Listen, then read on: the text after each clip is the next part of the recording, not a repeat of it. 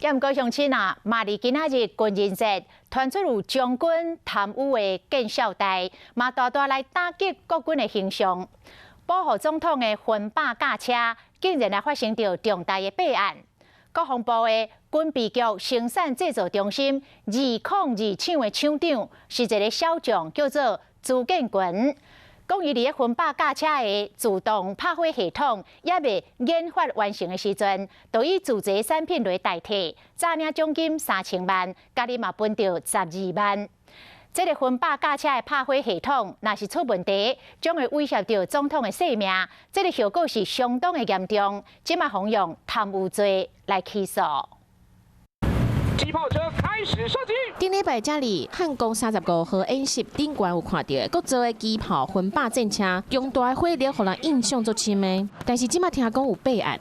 检调查出军备局生产制造中心202厂的厂长小将朱建群，伊指示3个军事官，互驾车自动灭火的系统用国产的，唔免去外口买。诈领奖金了后，伊分12万，事后还阁高升生产中心的主任。这个自动灭火的系统原本是向民间的厂商买，每单位成本295万块，开发自制案每单位成本降价到160万块。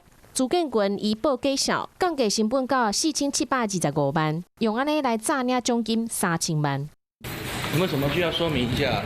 事实上，这毋是202兵工厂第一摆出包。2018年，当时是202兵工厂主任的上校齐福林，伊嘛有卡到这个弊案，涉嫌厂商使用假造品，进前也阁有魂霸驾车有漏油的情形。国军202兵工厂，伊是负责国军火炮、枪支、零件生产研发，是国厂的老大的，伫国防安全这方面最重要的。但是常常拢有弊案传出来，即摆保护总统的魂霸战车灭火系统又阁出现问题。